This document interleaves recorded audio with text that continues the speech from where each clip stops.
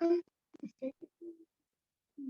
Bismillah, kita di session yang berbeda ya, ini di Minat Politik kita akan ngebahas tentang hal yang mungkin ini sebenarnya hal yang basic bagi seorang muslim, yaitu ngebahas tentang fikih aulawiyat gitu. Fikih ya, aulawiyat itu kan asal katanya aula gitu ya, atau yang diutamakan, yang diunggulkan gitu. Atau prioritas. Sedangkan fikih itu artinya adalah pemahaman gitu. Nah, saya share dulu share screen-nya biar kegambar. Kemudian katanya itu adalah fikih gitu ya, fuqaha. Lalu aulawiyah gitu. Nah, yang kita bahas tuh ini adalah fikih. Fikih itu artinya pemahaman. Jadi orang yang belajar fikih itu adalah orang-orang yang paham gitu ya. Ya, paham itu simpelnya 360 derajat gitu. Paham tuh segitu. Jadi kalau misalkan separuh berarti masih belum fikih dia. Masih separuh paham. Nah, sedangkan aulawiyah itu adalah ya bahasa Inggrisnya adalah priority kan gitu. Diutamakan. Nah, jadi ketika ada dua pilihan yang dimana dua pilihannya itu sama-sama setara gitu ya. Nah, itu kita seorang fuqaha gitu ya, atau para ahli fikih atau orang-orang yang berilmu itu harus tahu mana yang lebih dulu diutamakan gitu. Karena kalau salah pilih gitu ya, kalau salah pilih resikonya bakal besar. Resikonya ya tentu ada tanggung jawab yang diemban, kemudian ada kalau misalkan yang salah pilih itu berakibat kepada dosa, itu dosanya bakal ditanggung. Ya gitu. Dan di dalam kehidupan kita, ya pasti aktivitas-aktivitas kita itu ada, terutama bagi seorang mukallaf. Gitu. Nah, fikih ini kan dibebankan oleh seorang mukallaf. Gitu. Kita pakai Indonesia aja biar cepat. Nah, seorang mukallaf ini dikenakan beban hukum, dikenakan taklif, gitu ya. Taklif atau beban hukum. Nah, taklif hukum ini itu dibagi menjadi 5. Yang saya pasti teman-teman udah paham. Yang pertama itu adalah fardu, ya taklif hukum bagi seorang manusia, bagi seorang muslim yang sudah balik. Yang pertama itu adalah fardu, kemudian yang kedua itu mandub, yang ketiga itu adalah mubah. Gitu. Bentar, kita bikinnya di sini aja biar terlihat. Ini taklifnya kita perkecil.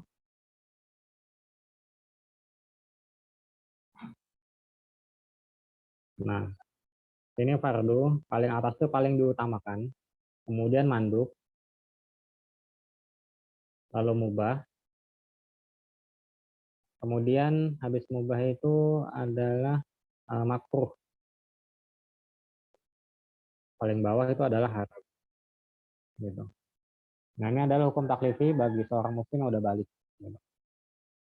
Yang fardu itu ya harus dikerjakan. Jadi kalau ada dua pertemuan, jadi fikih aulawiyah itu adalah perbandingan dari dua aktivitas manusia tadi. Kalau misalkan ada makan, ada waktu makan dan waktu sholat, mana yang lebih diutamakan? Gitu.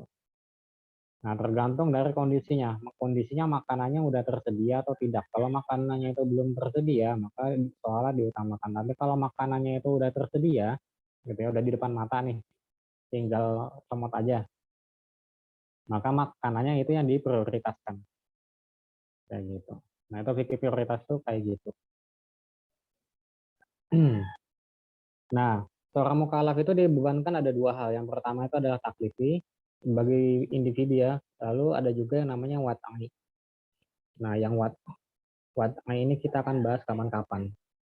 Ini wat'i ini berkaitan dengan batal atau sah gitu. Dia tidak berkaitan, kalau taklifi itu berkaitan dengan apa, hukumnya itu adalah halal sama haram. Nah, yang mana halal dan haramnya itu dikelompokkan menjadi 5 ini. Gitu. Yang di sini mubah, bawahnya itu adalah makruh. Makruh udah tahu semua ya. Yang kalau dikerjakan itu apa, enggak masalah, tapi kalau ditinggalkan dapat pahala.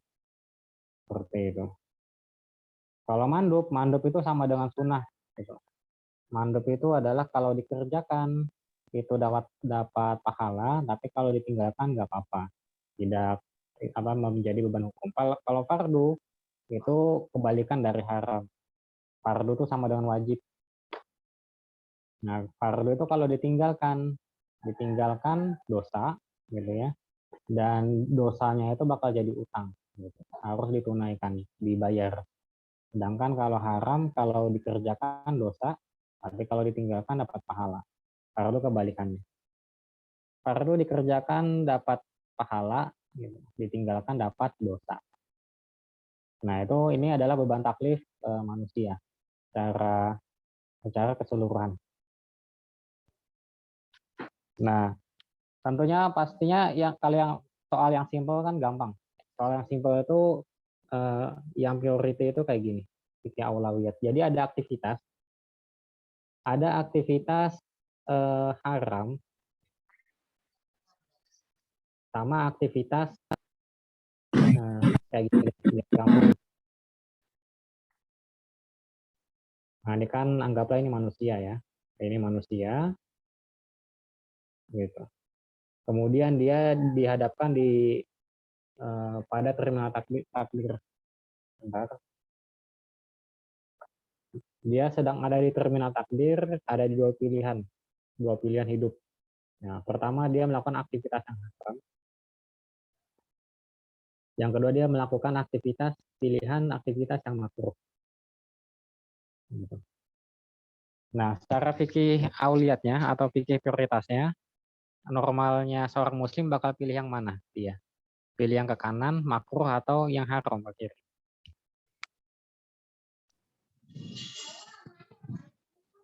Makruh. Yang makruh. Nah, betul. Jadi dia akan milih yang makruh. Normalnya seorang muslim gitu ya. Dia nggak bakal pilih yang haram. Karena udah tahu haram itu dosa. Nah, ini adalah fikih. Alasan kita memilih itu karena fikih pemahamannya itu disebut dengan fikih aulawiyat. Gitu, aulawiyah. Kenapa kita mengutamakannya makruh? Karena ada yang haram gitu. Kalau haram dikerjakan dia dapat dosa, dapat sial di hidupnya. Tapi kalau ngerjain yang makruh ya meskipun dia kerjain gitu ya, misalkan makan bawang, ya nggak masalah dia. Yang penting dia ninggalin yang haram. Jadi misalkan diundang pesta gitu ya, diundang pesta itu ternyata ada daging babi dan cuma ada makanan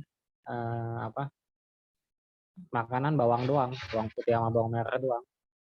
Nah itu aja yang dicemil. Tapi kalau bisa meninggalkan pesta itu lebih baik ditinggalkan.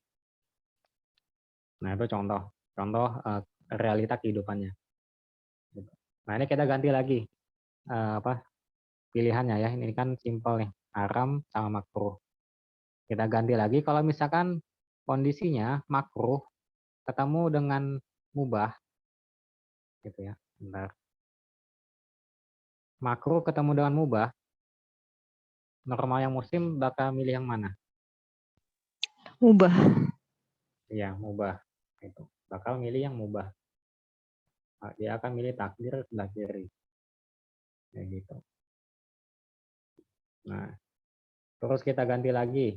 Kita ganti lagi makruhnya kita sandingkan dengan mandub. Gitu. Nah, normalnya seorang muslim bakal pilih yang mana? Mandub. Ya, betul, mandub.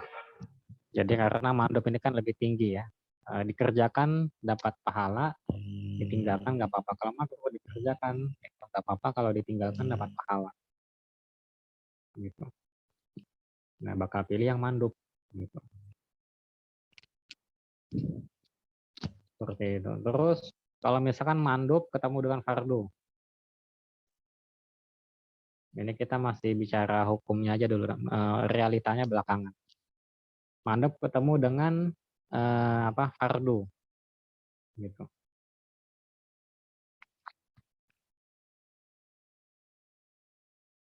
Nah, lebih utama mana? Lebih utama mandub atau utama fardu? Fardu. Jadi kayak temannya siapa ya? Yang Ustadz Adi Hidayat itu kan beliau punya teman waktu di kuliah di Madinah dulu. Temannya tuh jago sholat sholat sunat tahajud gitu. Sampai berpuluh-puluh rakaat. Kemudian pas sholat subuh itu si temannya nggak sholat, nggak bangun gitu. Dibilang dijamak. Dijamak. Nah itu mendahulukan mandub tapi fardunya ditinggalin. Gitu. Nah itu yang kayak gitu keliru. Gitu. Jadi harus diutamakan kalau fardu ketemu mandub ya diutamakan fardunya. Atau biasanya kalau di sholat Jumat ya pas kebetulan harinya Jumat, mandub ketemu fardu, ya fardu sholat Jumat itu bagi laki-laki itu adalah mendengarkan khutbah Jumat, gitu. Mandubnya itu adalah sholat sunat tahiyatul masjid, gitu ya. Nah biasanya bagi laki-laki yang telat, gitu ya, kadang dia malah sholat sunat dulu, nggak dengerin imam khotib baca khutbah, gitu. Nah itu dia mengabaikan yang fardu. Itu contoh realitanya. Realitanya adalah dengerin khutbah fardu. Karena kan dengerin khutbah kan bagian dari rukun sholat Jumat. Dengerin khutbah gitu. Kemudian sholat sunnah gitu. Tahiyatul masjid. Ya kalau dia telat ya resiko. Jadi nggak perlu sholat sunnah lagi. Cukup duduk dan dengarkan. Kayak gitu. Nah karena nggak paham fikih aulawiyat gitu ya. Jadinya dia mengabaikan tata cara syarat sahnya sholat Jumat. Gitu. Atau wallahu alam tuh entah diterima atau enggak. Cuman dari segi adabnya itu dia melanggar adab gitu. Bagi yang kayak gitu ya. Ini salah satu pentingnya fikih aulawiyat. Jadi tahu ketika nanti di persimpangan takdir ada dua pilihan. Nah, kita harus kenali dulu itu pilihan tuh statusnya apa? Hukum taklifinya. Apakah dia fardu, mandub gitu ya, kemudian mubah, makruh atau haram. Nah, kalau yang jaraknya jauh itu maksud saya yang tadi ini ya. Nah ini kan jaraknya jauh, misalkan fardu ketemu haram, gampang kita bedain.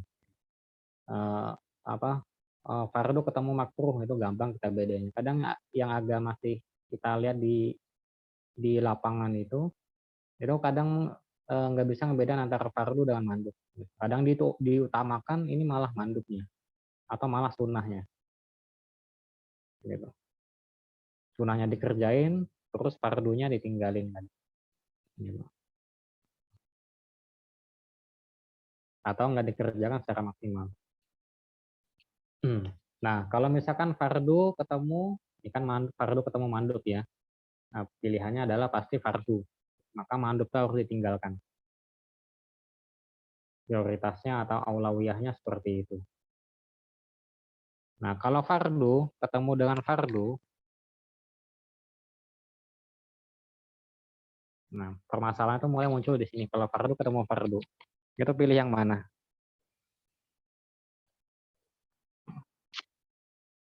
Ada yang bisa tebak? Itu tulisannya kayak sama deh. Beda di mana ya? Sama. Ya, beda di kasusnya. Kemaslahatan umum. Kemaslahatan umum. Nah, kemaslahatan umum itu masuk fardu apa? Ain bukan Bang? Kalau kan iya betul. Cuman bukan ain sih. Fardu kan ada dua ya. Fardu ain dengan fardu kifayah. Betul, fardu kifayah. Ada fardu ain, ya.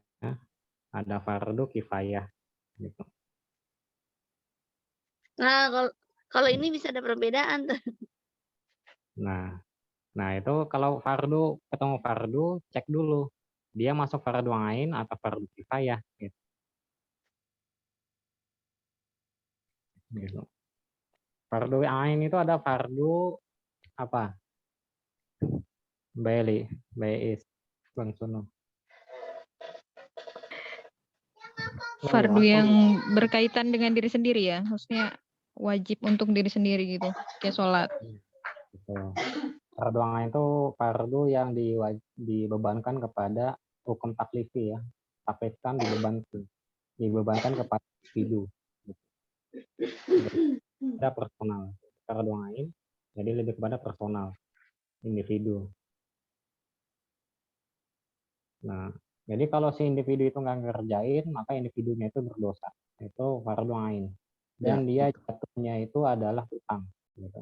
Jadi kalau nggak tuntas, misalkan dia nggak sholat subuh gitu ya. Nah itu sholat subuhnya kesiangan. Atau sholat subuhnya tuh wajib diganti. Gitu. Wajib diganti di kodok. Gitu. Jadilah sholat apa itu? Kata Ustaz Abdul Somad itu sholat duhanya itu pakai kunut gitu. Sholat duha pakai kunut. Nah, ternyata subuh yang kesiangan. Nah itu fardu ain, dia wajib ditunaikan. Selain sholat itu adalah zakat gitu ya. Zakat kan fardu ain. Gitu. Tergantung dari jenis zakatnya. Zakatnya individu atau zakat bisnis. Kalau zakat bisnis berarti bisnisnya. Kelompok itu lebih kepada kifayah. Kalau zakat harta pribadi berarti maksudnya ain. Apalagi puasa kan fardu ain. Gitu. Fardu ain kalau dia punya nggak bisa tunai puasanya pada hari itu jadilah utang puasa Ramadannya. Nah, ini fardu ain. Kalau fardu kifayah itu adalah beban hukum yang ditimpakan, yang dibebankan gitu ya kepada kelompok gitu, kepada jemaah. Di mana beban ini itu tugasnya bisa kelar dengan satu kali gerak aja. Gitu. Tapi di dalam kelompok tadi itu mesti kudu menyelesaikan tugasnya masing-masing. Jadi secara berjamaah nyelesainnya. Misalkan seperti sholat menguburkan jenazah, gitu ya. Mengurusi jenazah mulai dari memandikan, gitu ya. Memandikan itu enggak semuanya, gitu kan yang memandikan ada kelompok khusus yang nanti memandikan, gitu. Misalkan keluarganya yang memandikan. Lalu nanti yang mengkafani. Lalu nanti ada kelompok yang di kelompok lain di tempat lain itu udah nyiapin kuburannya, gitu. Nah itu dia secara berjamaah ngerjain, nggak bisa mandiri, gitu. Kalau mandiri ya kasihan aja itu orang kampung gitu ya. Mayatnya jenazahnya bangun lagi gitu. Jenazahnya mandi sendiri gitu ya. Pakai perlengkapan sendiri. Gali kubur sendiri. Zombie ya. Zombie. Nyolatin sendiri gitu. Nah, nggak bisa gitu. Jadi dia secara berjamaah, secara berkelompok. Nah, maka kembali lagi kasusnya. Kalau fardu ketemu fardu, nah itu kita mikir dikit dulu. Dia fardunya jenisnya apa nih? Fardu ain atau fardu kifayah, gitu ya. Nah itu pelajaran fikih gitu ya. Pelajaran fikih itu harusnya awalnya tuh ngebahas hal kayak gini, kebanyakan langsung kepada cabang fikih sholat, fikih puasa, fikih haji, sebagainya.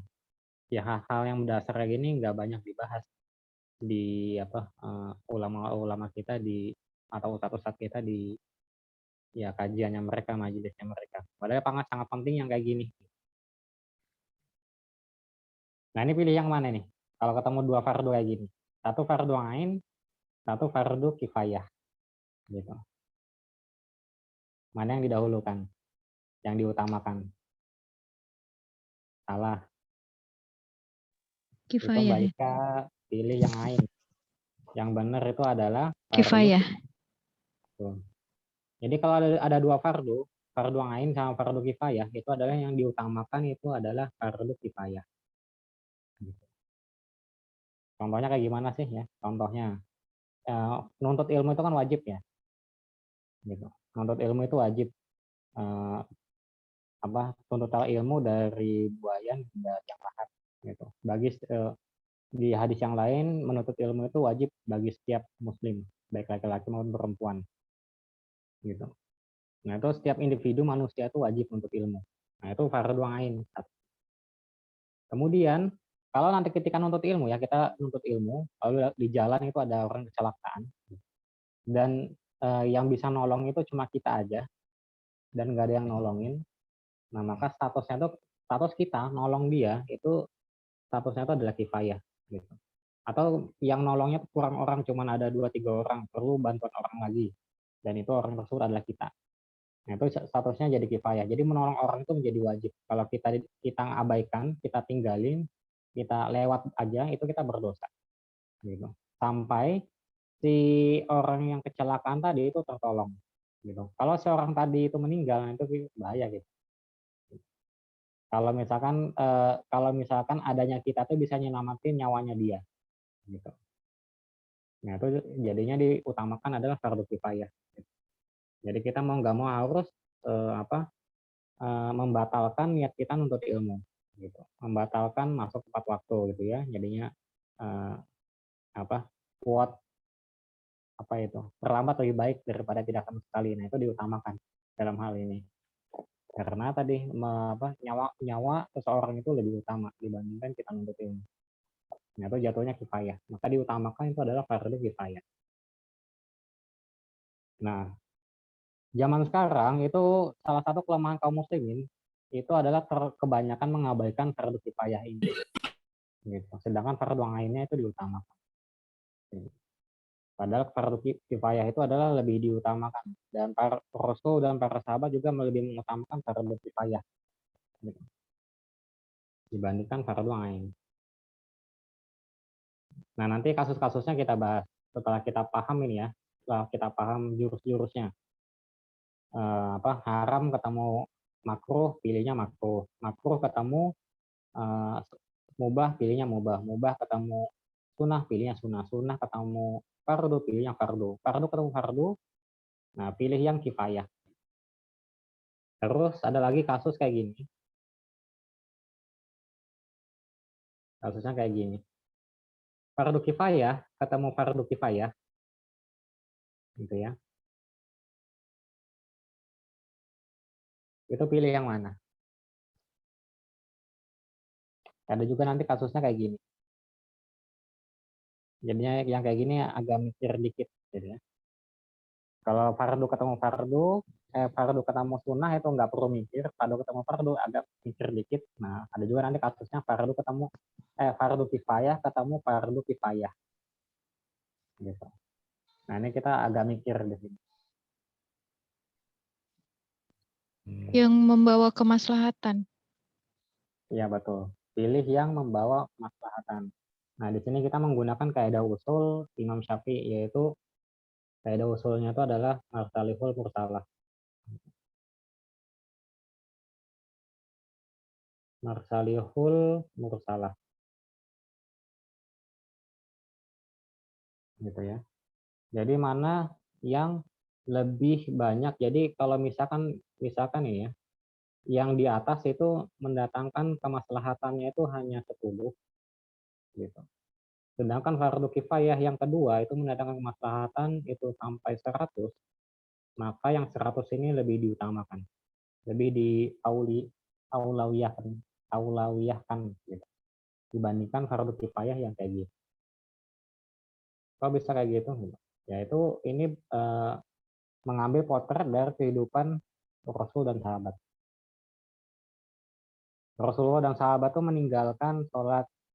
pernah meninggalkan sholat asar gitu ya, di perang Khandaq gitu. Pernah juga ketika pasukan siapa itu udah meninggalkan Bani Qonyuqa atau Yahudi mana itu yang ada di sebelah tenggara posisinya kalau di peta. Itu diserang mereka Rasulullah memerintahkan kaum muslimin menyerang kelompok Yahudi tadi. Itu pasukan kaum muslimin terpecah menjadi 2. Jadi perintah oleh Rasulullah itu jangan kalian sholat maghrib kecuali di Bani Koinukok situ. Nah, itu kepecah menjadi dua. Satu yang mengatakan kita jangan santai aja itu berangkatnya. Karena kata Rasul itu kita sampai di sana sholat maghribnya di sana. Jadi nggak perlu buru-buru. Sedangkan yang kelompok yang lain memahaminya beda. Kita harus buru-buru nyerbu Bani Koinukok gitu. Karena kata Rasul kita harus sholat asar di sana. Sholat asar di sana dan maghrib di sana. Dan kita harus nyergap mereka supaya mereka nggak cepat kabur. Nah, itu kepecah menjadi dua kaum muslimin. Dan itu nggak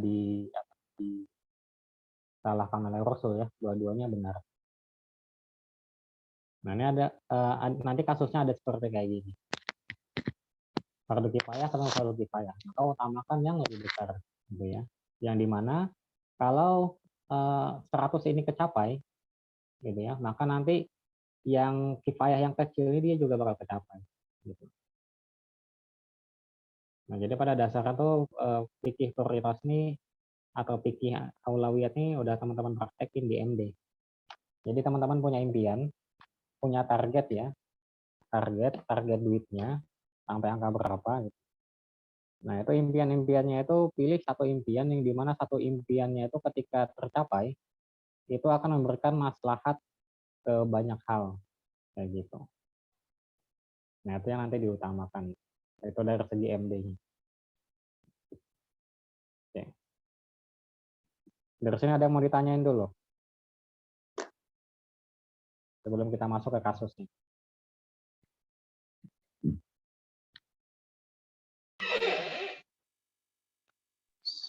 So far Mas clear. mau nanya ke awal tadi.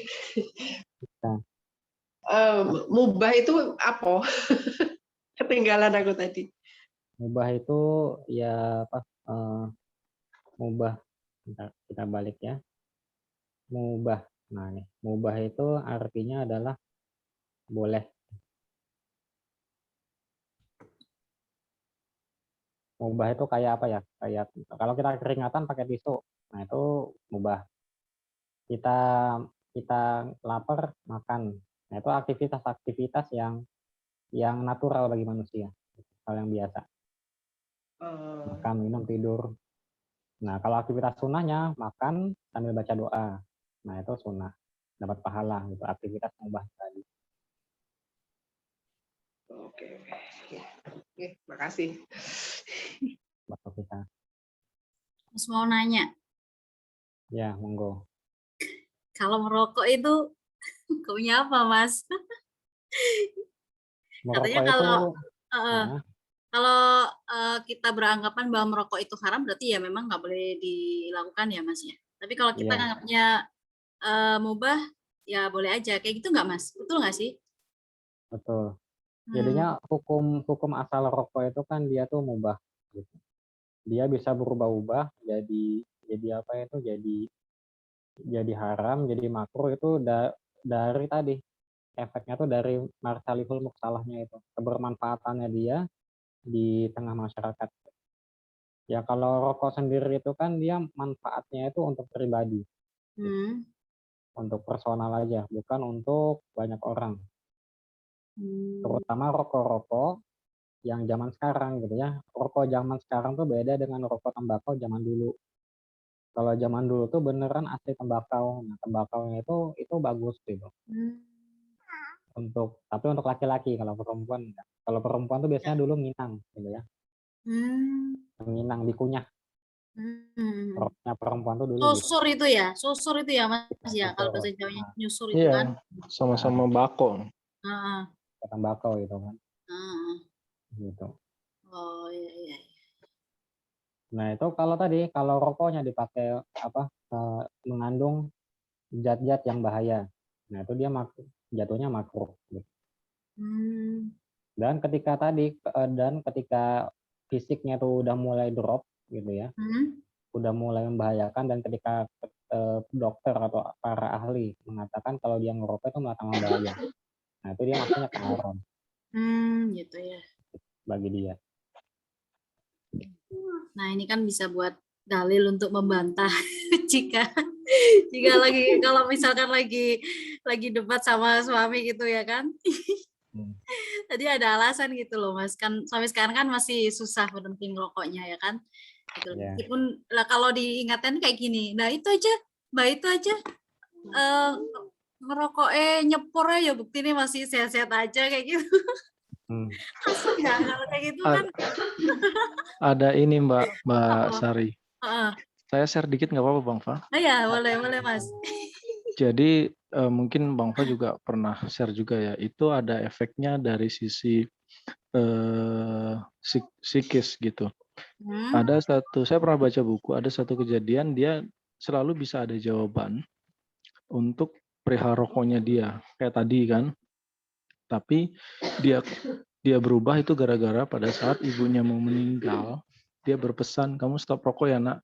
Di situ emosinya ke bawah, masuk alam bawah sadar, totalitas, besoknya dia langsung stop.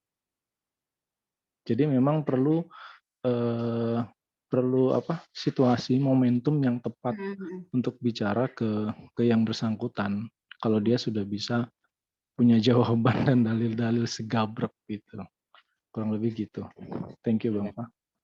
Nah itu kayak gini, kalau berkaitan dengan rokok itu ya Mbak Vina. Ya. Itu ini semuanya ya, nggak cuma rokok gitu. Jadi lebih kepada toksik atau candu. Itu ada istilah atau dopamin. Gitu.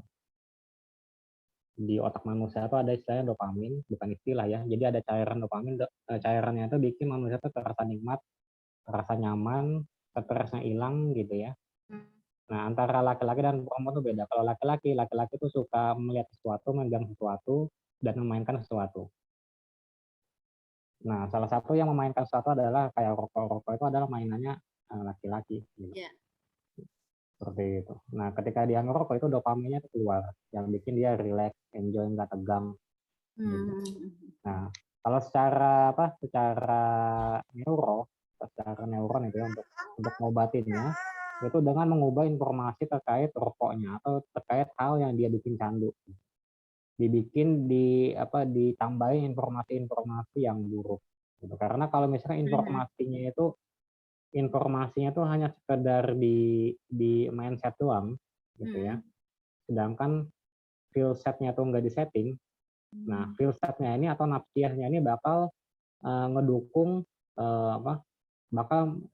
ngedukung mindset-nya dia atau ngebantah mindset orang lain terkait pemahaman dia, gitu, terkait belief system-nya itu. Gitu. Jadi kalau metodenya Pak Mardi Gowowic gitu ya, cara ampuh untuk menghilangkan orang perokok itu dengan cara nyuruh dia dalam 1 menit itu ngerokok 10 batang, bisa nggak? Jadi pas habis satu batang gitu, kasih lagi. Gitu. Jangan sampai dia stop. Kalau habis nanti tambahin lagi. Kalau habis tambahin lagi. Gitu. Nyambung terus gitu ya Bang. Tak kirain dalam satu mulut masukin semua itu dijejelin. Satu-satu gitu. Habis satu tambahin lagi nih, gitu. Tambahin lagi sampai bibir tuh tepat gitu ya. Sampai doer itu nggak berasa.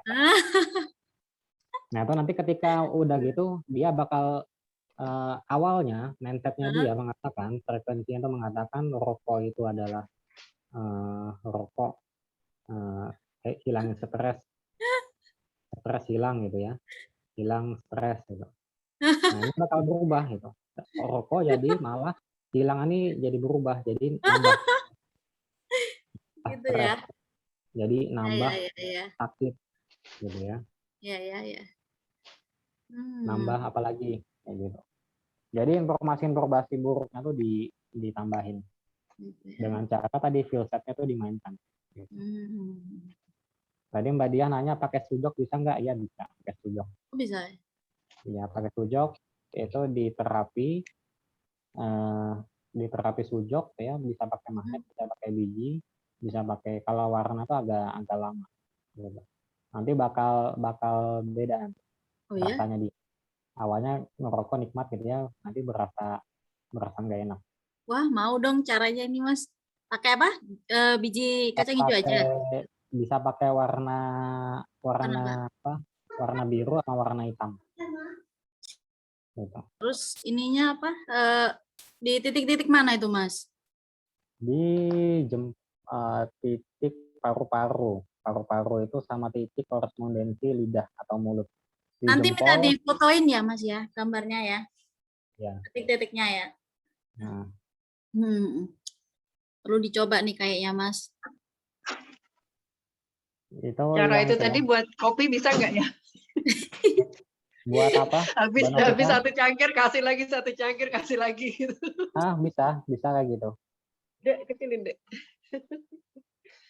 Bisa juga. Biar Jadinya ditumpuk gitu ya. Jadinya menjadikan filternya yang mengatakan informasinya itu kalau dia melakukan itu nikmat gitu ya.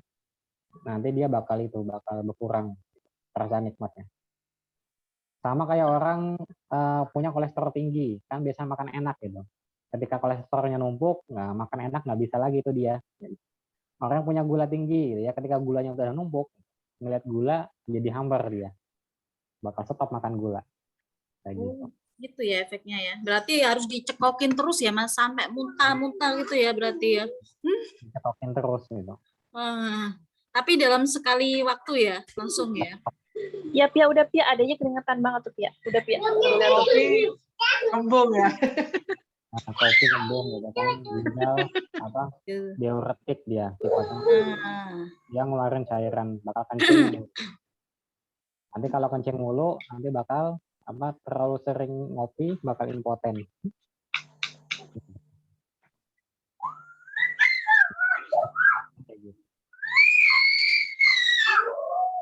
Oke, Mas, cukup. Sementara insya Allah itu ya cukup.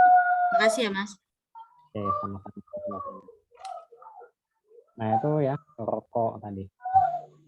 Lalu fardu, mandub, mubah, makruh, haram.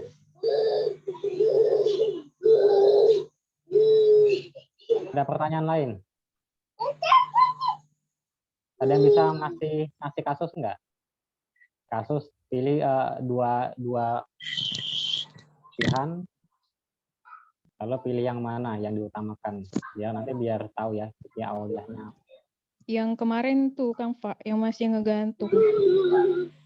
Antara ngurus jenazah dulu atau pilih pemimpin.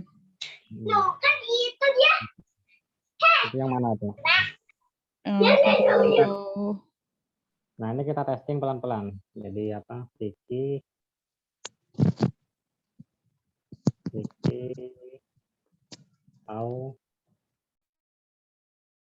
Aulawiyah. Jadi ada dua pilihan. Mana yang harus kita utamakan, gitu ya. Antara testing yang awal dulu, antara misalkan kita punya utang dan juga kita harus nafkahin keluarga. Nah, kan sama-sama wajib tuh. Bayar utang sama bayar nafkah. Nafkah keluarga.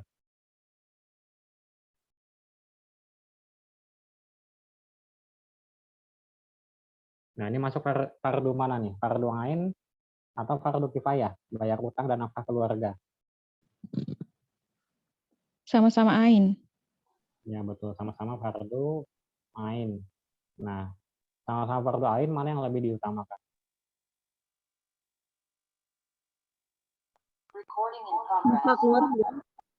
Berutang.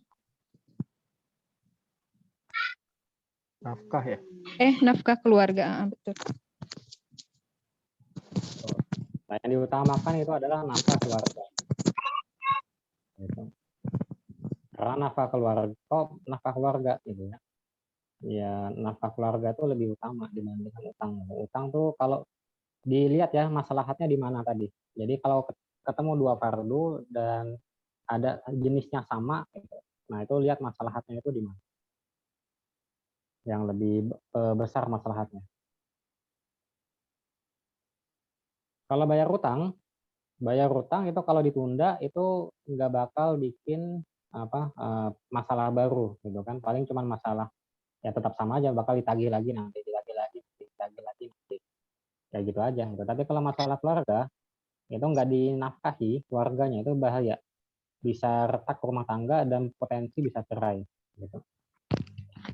Jadi saya dulu waktu magang di pengadilan agama Hampir 60% lebih itu ya, perceraian di mana itu, di Kalimantan Tengah, itu obsesinya itu bukan obsesi, penyebabnya itu karena rumah tangga, gitu. Dan setelah di-chunking down lagi, penyebab rumah tangganya itu ya karena apa, itu karena ekonomi sebagian besar. Karena si suami itu nggak nafkahi istrinya, gitu. Nah itu bahaya. Dan kalau kita nggak bayar utang gitu ya, yang apa, ya setan malah kecewa, gitu. Kok kecewa? Gitu. Karena yang ngutangin itu bakal dapat pahala terus, gitu.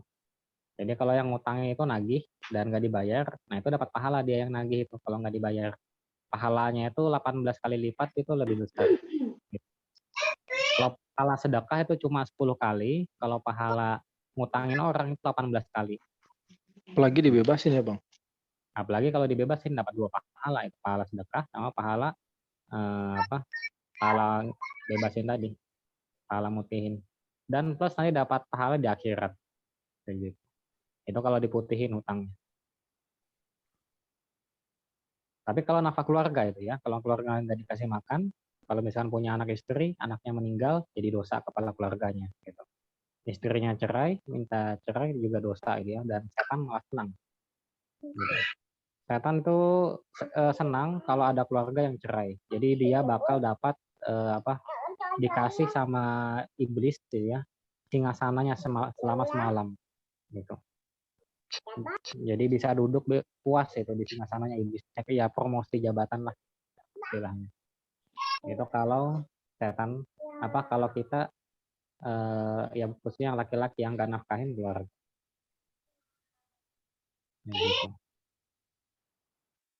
Mas Fah, Ya, nafkah keluarga ini hanya keluarga inti ya, maksudnya di luar dari orang tua ya. betul. Kalau orang tua itu kan kifayah anak-anaknya. Kalau tanggung jawab orang suami itu kan kepada keluarga intinya, ya anak, suami sama anak. Gitu. Jadi Mas, kalau misalnya dihadapkan pada pilihan bayar utang atau ngasih ke orang tua, mending ke bayar utang dulu ya berarti ya? Betul. Kebayar utang dulu. Kecuali kalau memang kecuali kalau memang misalkan orang tuanya sakit gitu ya dan harus dioperasi misalkan. Nah, itu statusnya berubah.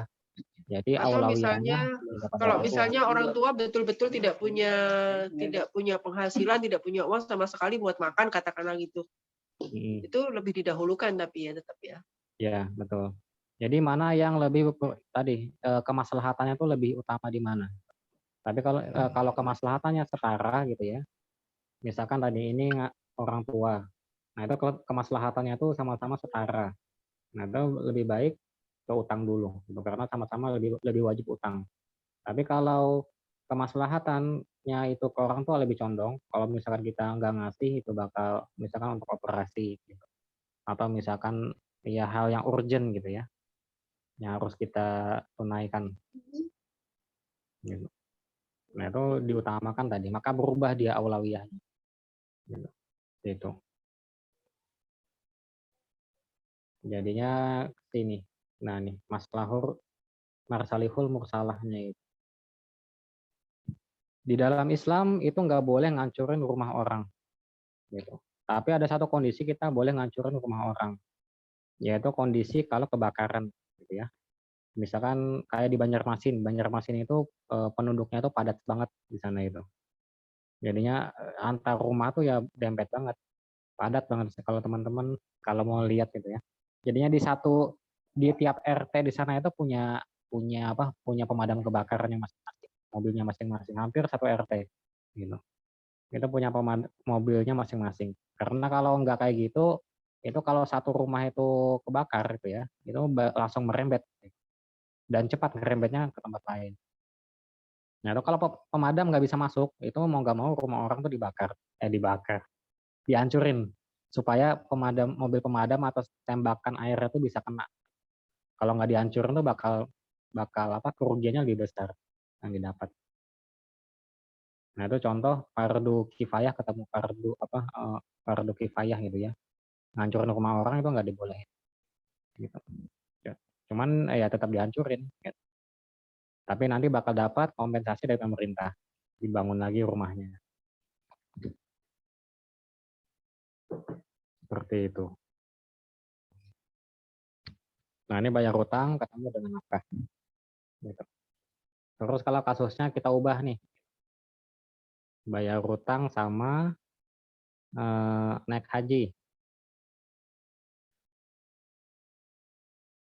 Jadi mana yang diutamakan? Bayar utang. Bayar utang. Bayar hutang ya. Kenapa bayar hutang? Kan sama-sama fardu ain ya ini.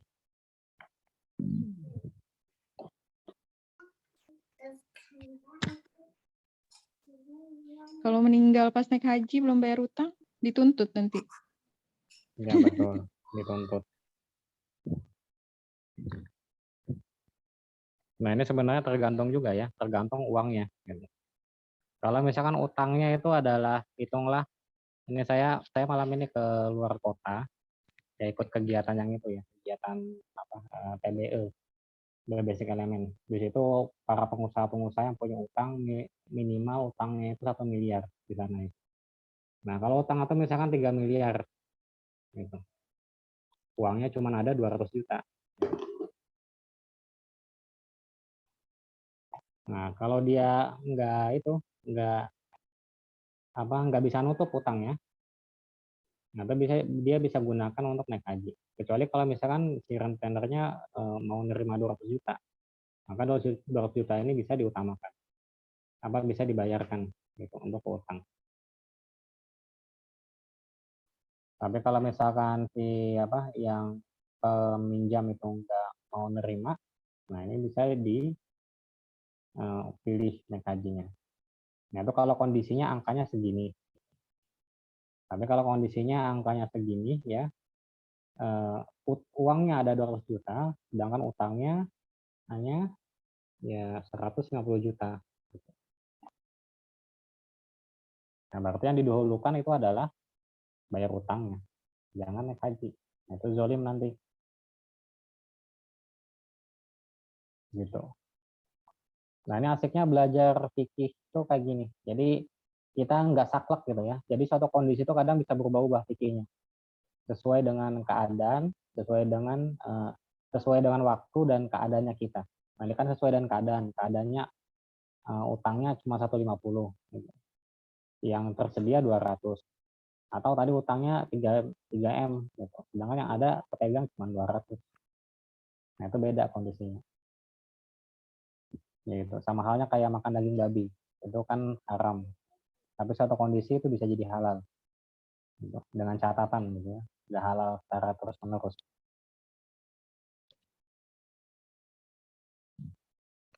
Gitu. Ada kasus lagi yang lainnya nggak? Yang biar bisa kita pecahin secara ya aulawiyat.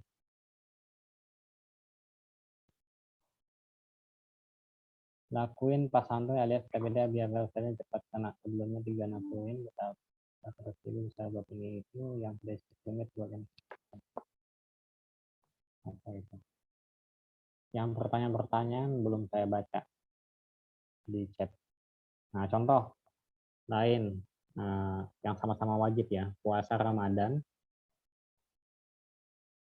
Nah, ini puasa yang sama-sama wajib, puasa Ramadan pas ketemu dengan puasa Najar. Kita bakal nazar gitu. Pas kebetulan itu pas puasa Ramadan gitu. Atau mana yang kita utamakan? Ramadan. Ya betul, puasa Ramadan dulu yang diutamakan. Karena nazar masih bisa diganti di lain waktu. Kalau puasa Ramadan itu nggak bisa diganti. Bisanya ngutang gitu. Terus sholat Jumat gitu ya. Ini yang simpel-simpel dulu. Sholat Jumat sama nepati janji. Nah, ini kan sama-sama wajib. Maka yang diutamakan adalah sholat Jumat ya, yang diutamakan. Pak, kalau sholat Jumat untuk perempuan sama sholat zuhur itu sebaiknya sholat Jumat atau sholat zuhur? Itu kalau perempuan itu sunnah sholat Jumat, gitu. Nggak wajib. Yang wajibnya itu adalah sholat zuhurnya itu. Tapi kalau dia ikutan sholat Jumat itu nggak apa, tidak masalah. Tapi nggak masalah sama adabnya ya. Yang kayak tadi kan khutbah sama tahiyatul masjid. Nah, itu kalau perempuan ikutan sholat Jumat gitu ya, ya itu khutbahnya harus didengar. Itu nggak boleh telat ya. Kalau dia, karena khutbah itu kan jadi rukunnya sholat Jumat. Itu rukun kalau nggak ditegakkan itu nggak sah. Sholatnya nggak sah. Pas sholat Jumat gitu ya, lupa wudhu. Nah, ya, karena lupa wudhu, jadinya sholatnya nggak sah. Nah, itu pembahasannya di fikih wat'ain nanti itu. Nah, yang tadi fikih wat'ain. Fikih tentang syarat. Sesuatu itu bisa tegak kalau syaratnya itu bisa ditegakkan dulu. Contohnya wudhu itu ya. Marbot masjid itu bisa berdosa kalau dia nggak nyiapin wudhu. Gitu. Kok bisa? Karena wudhu itu adalah syarat tegaknya suatu sholat. Gitu. Jadi kalau diabaikan urusan wudhu bakal berdosa. Terus tuh orang-orang miskin di sekitaran masjid itu harus dikasih makan. Nah kalau marbot masjid ngabain orang-orang miskin, ngebiarin dia lewat aja atau kelaparan, ya bakal berdosa marbotnya.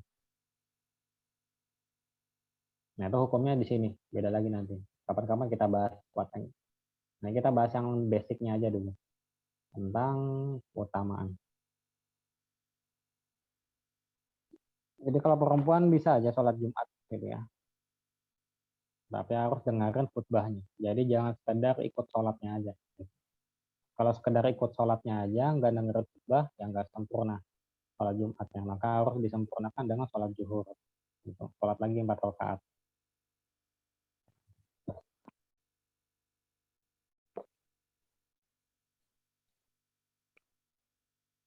Oke, ada lagi? Atau Ada mau lagi kasih? apa ya? Kan safar ya hari Jumat. Tapi nggak ketemu masjid kan karena PPKM ya. Jadi kan dibatasi untuk jumlah jamaahnya. Nah, dapat satu masjid tapi cuma dapat sholatnya doang. Nah, itu gimana? Ya kalau misalkan safar itu nggak masalah. Itu masuknya tuh fikih rukhsah gitu. Fikih keringanan. Rukhsah tuh ringan. Diringankan kalau dia safar. Kondisinya safar kan tadi ya? Iya, safar. Iya. Itu masuknya rukhsah. Orang safar itu mereka boleh nggak sholat Jumat? Boleh sholat zuhur gitu. Kayak gitu. Kalau kondisinya safar. Oke. Hanya saja kalau waktunya Jumat itu ya itu nggak bisa diposor asarnya itu. Tapi kalau dijamak bisa.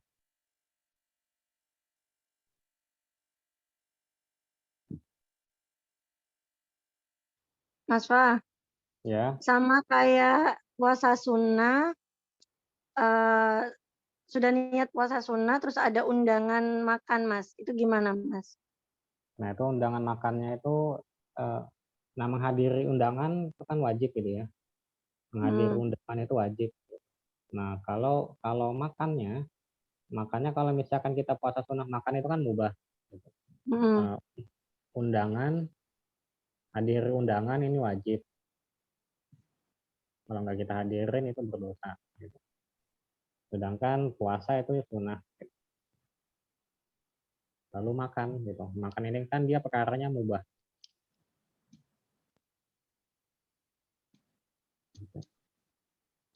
Nah, itu pilihannya kita, tergantung kita mau membatalin puasa kita atau kita bilang ke ahlul bait gitu, ke orang-orang rumah, saya lagi puasa nih, gitu. Dibungkus saja ya, 5 tepung gitu. Baik, baik, baik. Nah, itu pilihan gitu. Mau dibatalin juga nggak apa-apa. Oh gitu. Dibatalin, ya apa, pahala puasanya nggak dapat gitu. Dapatnya pahala memenuhi undangan sama pahala bertamu. Oh, Gitu. baik. Pahala menyenangkan orang rumah gitu ya. Bebas. Menghadiri undangan ini termasuk undangan berbeda berlainan agama ya, Mas? Iya, undangan itu kalau berbeda agama itu kita nggak punya hak sebenarnya.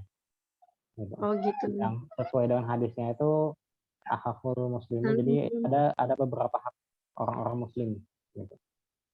Ada hak orang-orang muslim yang harus kita penuhi sebagai seorang muslim juga. Kalau mereka punya undangan kita wajib menghadiri selama nggak ada uzur. Nah, berarti kalau yang non muslim gitu ya, yang non muslim itu selama kita nggak ada uzur, kita untuk relasi bisa aja datang. Tapi kalau misalkan nggak begitu urgent dan kita punya hal yang lebih sunnah gitu ya, nah kerjain aja. Gitu. Tapi kalau dari untuk muamalah itu boleh aja kita hadir, menjalin hubungan gitu ya. Yang diwajibkan di sini kalau tadi orang yang undang itu adalah kaum muslim. Kaum muslim. Orang Islam mengundang itu wajib didatangi gitu. Kemudian ketika mereka mengucap bersin dan mengucapkan hamdalah, kita wajib membalasnya gitu. Dengan mengucapkan jazakumullah gitu ya. Seperti itu. Kalau meninggal wajib kita kafankan, dimandikan dan kebumikan. Kalau mereka mengucapkan salam, mereka punya hak untuk dibalas salamnya. Ada 5 dia. Tadi berapa udah saya sebut? Lupa juga saya habis. Apalagi nih? Ada lagi kasus yang lain. Kalau misalkan jihad gitu ya. Misalkan nanti Imam Mahdi udah datang gitu. Kita baiat jadi khalifah. Lalu beliau mengangkat Amirul Mukminin dan ada instruksi jihad untuk bebasin Palestina. Gitu. Sedangkan kita punya kewajiban nyari nafkah gitu ya, bagi yang laki-laki. Nah, nafkah atau bagi yang belum menikah itu nuntut ilmu. Nah, kan sama-sama wajib. Nah, ini mana yang dia didahulukan?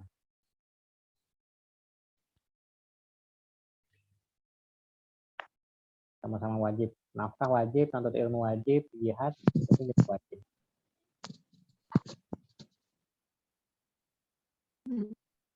Jihad. Ya. Jadi kenapa jihad? Dia statusnya fardu apa? Fardu ain atau fardu kifayah? Ibu. Fardu kifayah. Betul. Jihad fardu kifayah. Iya, fardu kifayah. Jihad, untuk jihad kan harus ada tim yang scout gitu ya, yang mata-matain. Ada tim yang mesti jago medik gitu, medikal. Ada tim yang jago strategi gitu, lagi perang. Ada tim yang jago untuk yang ngelatih gitu. Ada yang jadi itu kan banyak itu ya, banyak komponen. Nah, Anda kan yang punya ilmu tuh ternyata jago mata-matain musuh. Kayak gitu. Nah, itu dia kalau misalnya nggak ikut berdosa dia. Dan bakal dicuekin. Kayak sahabatnya Rasul kan ada 2 dulu ya waktu perang Uhud gitu. Itu dia nggak ikutan karena sibuk bisnis, sibuk jualan. Jadinya dia pas para pasukan kaum muslimin balik, ya mereka berdua tuh diasingkan gitu. Nggak diajak ngobrol hampir berapa pekan kalau nggak salah. Sama istrinya, sama orang-orang Madinah dicibirin. Ya silakan Baika. Nah, itu jadi apa? Karena kifayah maka kita dahulukan. Ya khususnya laki-laki ya. Kalau perempuan kan ini ada syarat-syaratnya. Perempuan, anak kecil, dan orang sakit. Nah, itu uzur. Nah, kecuali kalau kitanya sakit gitu. Contohnya kayak Ali bin Abi Thalib. Itu dia nggak nangis, nggak bisa ikutan jihad. Gitu. Oke, baik Kak. Monggo. Ali bin Abi Thalib nangis nggak bisa ikutan jihad itu karena diperintahkan oleh Allah oleh Rasul jaga istrinya gitu. Fatimah Zahra karena pada saat itu sakit. Nah, itu absennya Ali pertama kali dalam perang, dalam jihad. Gitu. Kalau misalkan kasusnya kayak gini,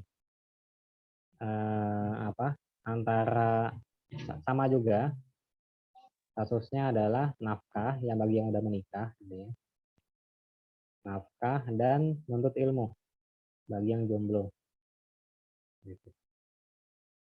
Ya, apa yang menikah sama belum menikah ya juga wajib menuntut ilmu. Lalu dihadapin dengan kondisi itu berdakwah. Tadi kan jihad kan agak berat, nggak bisa kita kerjakan juga sekarang. Mungkin. Nah, yang agak ringan itu adalah berdakwah. Gitu. Nah, itu mana yang diutamakan? Keluarganya kelaparan, gitu ya. Sedangkan ada panggilan dakwah. Gitu.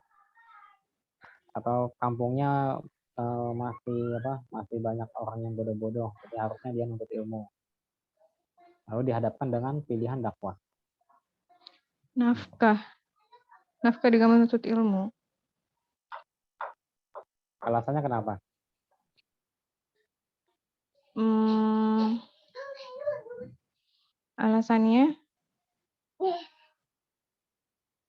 Alasannya lebih maslahat. Alasannya lebih maslahat nafkah. Karena dakwah nggak sama kayak jihad.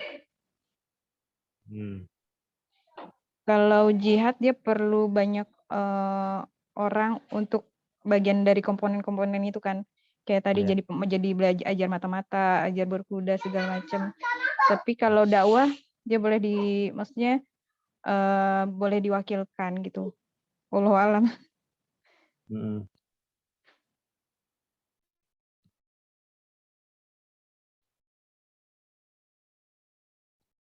Jadi nafkah sama menuntut ilmu ya.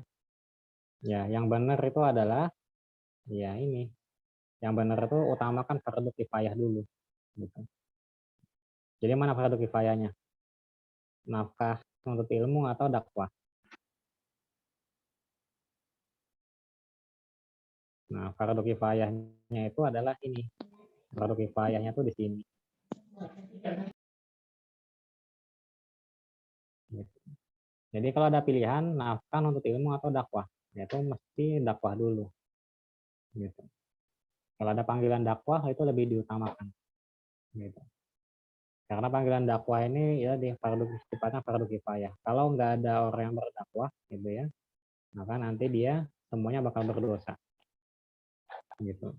Dan percuma orang-orang yang punya ilmu. Gitu. Kalau ilmunya nggak dipakai untuk berdakwah, nafkahnya juga bakal merasa kekurangan terus kalau diutamakan untuk nyari nafkah. Karena ketika dia berdakwah, gitu ya, ketika orang itu berdakwah, itu urusan dia di muka bumi itu bakal dicukupkan sama Allah. Misalkan dalam hal urusan nyari nafkah untuk keluarganya, itu nanti bakal dicukupkan oleh Allah. Gitu. Dalam hal untuk ilmunya itu bakal ditambahkan setelah dia kelar dakwah. Gitu. Nah, ini fikih aulawiyahnya kayak gitu. Dakwah itu juga sama dengan jihad ya. Ada juga nanti tim tim riset gitu ya. Kalau kayak sekarang nih tim yang bikin konten gitu. Kemudian ada yang jadi ustadznya. Kemudian ada yang ngajakin ke jamaah, ngajakin ke masjid. Nah, kalau kita nggak ikut dakwah, ya pas ada ustadznya udah ada, tapi jemaahnya nggak ada, nah jadinya bakal itu dakwahnya nggak terpenuhi. Kayak gitu. Kemudian yang bayar ya, yang bagian malnya, gitu. Nah itu perlu disiapin. Jadi antara ngasih, misalkan ada uang nih, ada uang 300.000 untuk makan keluarga 1 hari misalkan atau 3 hari. Antara pilihan dakwah dengan nafkah gitu ya, itu sebisa mungkin diutamakan ke dakwah gitu. Gimana? Udah mulai panas belum? Jadi kalau urusan dakwah harus di atas kepentingan keluarga ya, Mas ya. Gimana apa namanya? Kalau misalkan sebagai ibu-ibu kayak saya gini ya, Mas ya. Itu tetap harus dakwah ya, Mas ya. Meskipun kalau misalkan lihat tulisan gitu gimana ya, Mas, untuk sementara ini kan kalau perempuan kan lebih banyak dibatasi keluar rumahnya. Ya, Iya. Mas. Jadi kalau laki-laki kan jelas wajib keluar rumah ya kan. Kalau perempuan kan kalau kita kan wajibnya di rumah nih. Jadi kalau misalkan mau dakwah itu cara yang mudah, boleh bisa lihat tulisan atau harus tetap ini Mas, apa namanya, secara personal orang per orang gitu. Maksudnya kita kontak teman kita yang sekiranya punya pemikiran Islam yang maksudnya teman yang mau mikir lah. Sekarang itu kan kalau dakwah itu kan konsepnya kita ngajak teman yang mau mikir tentang Islam kayak gitu. Kayak gitu nggak sih, Mas? Iya. Nah, itu tadi antara kalau yang di coaching itu kan ada 2 ya, gender laki-laki dan perempuan, arahnya beda gitu. Nah, itu medan dakwah antara laki-laki dan perempuan juga beda. Gitu. Kalau perempuan itu dia dari dalam keluar, jadi dari ini rumah ya, dari rumah gitu ya, ya anggap ini rumahnya, ini pintunya gitu. Nah kalau perempuan tuh di sini dari dalam rumah keluar rumah gitu. Kalau laki-laki itu dakwahnya tuh dari luar rumah ke dalam rumah gitu. Kayak gitu. Jadinya perempuan itu dakwahnya tuh mulai dari anak-anaknya, itu udah dakwah dia. Nah kalau anak-anaknya udah terkondisikan gitu, lalu nanti naik level ya anak-anaknya sama suaminya gitu ya. Kalau nanti udah terkondisikan, kalau yang belum menikah ya orang tuanya gitu, dakwahnya mereka itu di situ. Baru nanti naik level mulai dari family ke community gitu. Community itu ya masyarakat.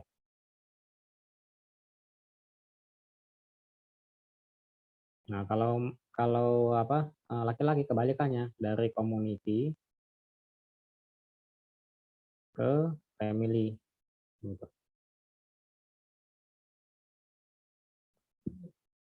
Kayak gitu.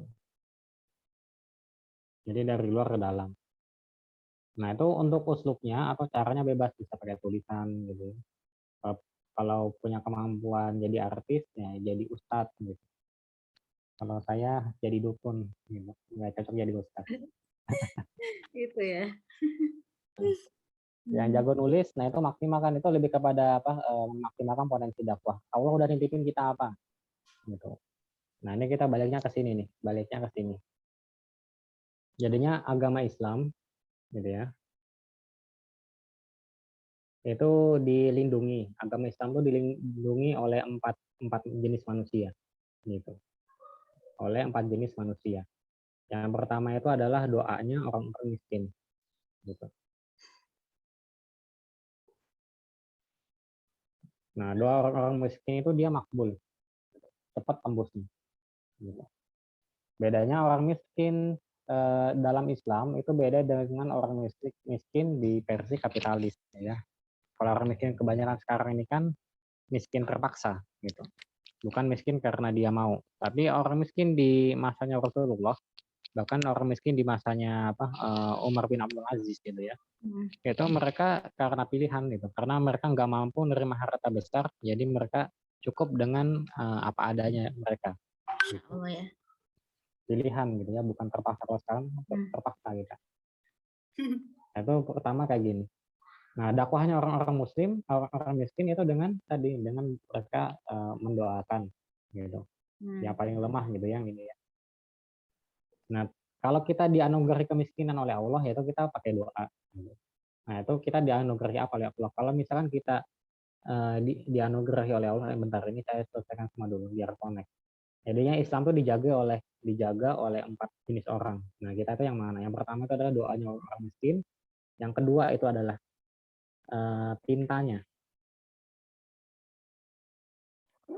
tintanya para ulama, ya. Yang ketiga itu adalah hartanya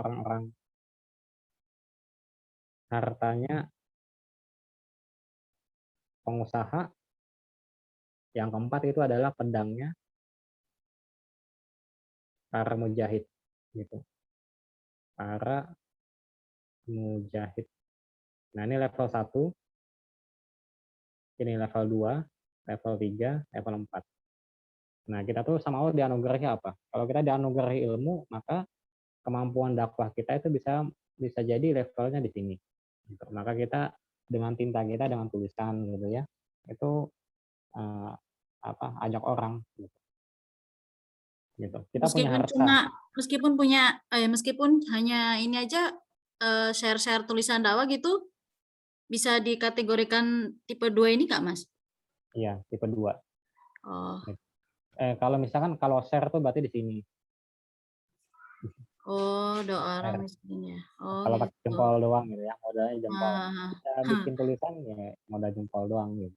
Oh, iya. Kalau kita punya harta, dititipin harta lebih oleh Allah, berarti kita dakwahnya tuh pakai mal. Kayak para sahabat itu ya. Nah, mereka dakwahnya semuanya mereka itu. Eko jihad ya, itu kayak Abu Bakar itu semua hartanya habis gitu ya. Nah, itu kayak Abu Bakar itu mana tadi? Nah, Abu Bakar itu semua hartanya itu dipakai untuk dakwah.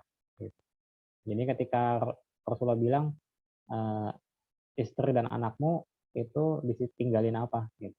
Itu nanti Allah dan Rasulnya yang mencukupkan, kata Abu Bakar. Nah, itu contoh perilaku akhlak dari para sahabat itu ya. Ketika ada panggilan jihad ataupun panggilan dakwah, itu mereka mengutamakan gitu, hartanya, tenaganya, pemikiran mereka, itu kalamnya mereka, itu untuk untuk dakwah di jalan Allah. Karena mereka benar-benar yakin berkaitan dengan nafkah, berkaitan dengan ilmu, gitu, itu pasti bakal ditambahkan oleh Allah. Gitu. Nah, karena ketika mereka berdakwah pada saat itu dekat dengan Rasulullah. Lebih nikmat kenikmatan di dunia itu ketika mereka tuh bersama dengan Rasulullah. Itu sama aja mereka udah dekat banget dengan Allah. Nah, ini kita mengamalkan sunnah Rasulullah itu, dakwah. Gitu. Nah, dakwah itu kan hanya bisa di zaman dulu, dakwah itu hanya diwajibkan oleh para nabi dan rasul. Gitu. Jadinya umatnya Nabi Isa itu nggak boleh berdakwah benar. Cuma Nabi Isanya aja yang dibolehkan dakwah. Umatnya Nabi Ibrahim itu nggak dibolehin dakwah. Nabi Ibrahimnya aja. Umatnya Nabi Musa juga nggak dibolehin berdakwah. Gitu. Cuma nabinya aja. Bedanya dengan Nabi Muhammad, itu umatnya tuh boleh berdakwah. Gitu. Jadi ulama tuh mengistilahkan dakwah ini adalah selendangnya para nabi. Gitu. Dulu cuma dibebankan, ditaklif kepada para nabi, tapi sekarang dibebankan oleh umatnya Nabi Muhammad. Nah, itu spesialnya kita. Jadi kalau ada urusan dakwah itu diutamakan. Karena pasti kita bakal dikejar rezeki. Gitu. Mas, kenapa kok waktu zaman Nabi Ibrahim dan Nabi Musa umatnya nggak dianjurkan untuk berdakwah ya? Nggak tahu juga sih. Emang kayak gitu. Ya itu bisa jadi ya, kalau saya lihat di buku-buku itu kan para nabi itu dia umurnya itu rata-rata lebih dari 100 tahun gitu. Sedangkan Nabi Muhammad umurnya sampai 62 tahun.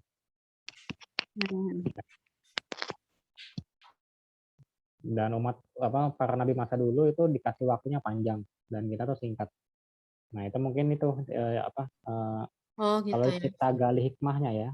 Allah alam sih yang benarnya kayak gimana. Kalau kita gali hikmahnya karena umur Nabi Muhammad itu sedikit dan Nabi Muhammad udah ada kesukaannya kecintanya Rasulullah.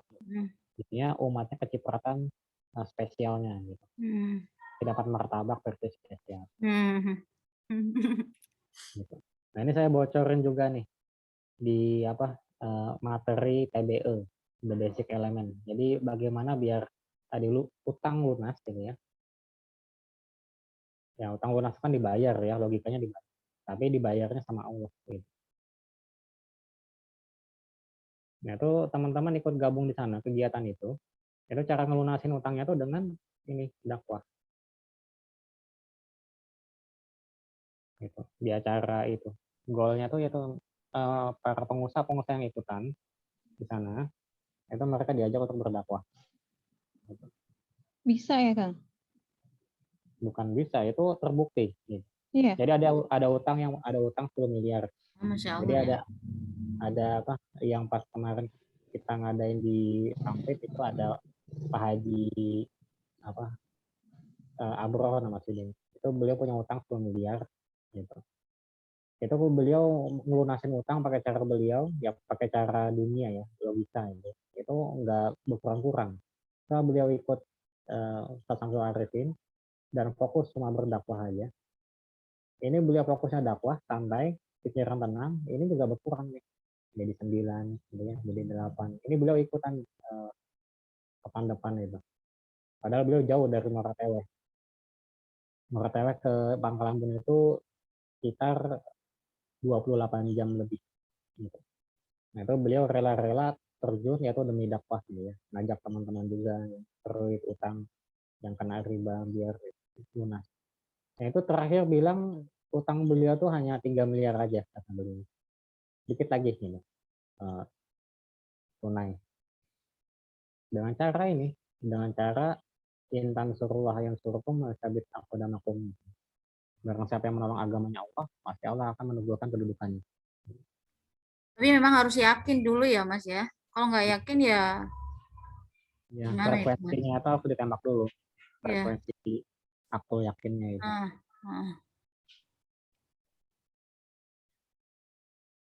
Dan ya Mas, dan berproses ya kan, kayak gini nih Kak, berproses dulu ya, nggak bisa langsung bim salabim kan ya? Bim salabim juga bisa. Oh bisa? Tergantung frekuensinya tadi ya? Iya, tergantung orangnya, itu mau menerima kebenaran atau gitu ya. Gitu. Berarti itu aja ya kuncinya? Ya tadi kuncinya keyakinan. Dan mau menurunkan bakonya ya Mas? Bakonya tuh yang susah. Iya. Bakonya gede. Iya betul, memang. Jadi untuk supaya turun, kita akalin. Nah, itu tugas pengemban dakwah itu. Kemampuan dia untuk formasi dari Allah itu diterima. Itu di setel gitu ya. Maaf, bako itu apa ya? Jadi nggak ikutan MO ya? Enggak. Aduh, ini di luar jangkauan. Jadinya manusia itu punya 2 kebutuhan dasar ya, need ya. Itu udah fitrahnya dari Allah. Yang pertama itu adalah kebutuhan jasmani, hajatul adawiyah. Yang kedua itu adalah kebutuhan naluri atau gorizah. Gitu. Nah, nalurinya ada 3. Naluri manusia ada gorizatul tadayun. Kemudian ada gorizatul bako. Ada gorizatul bako ya. Ada gorizatun nau gitu.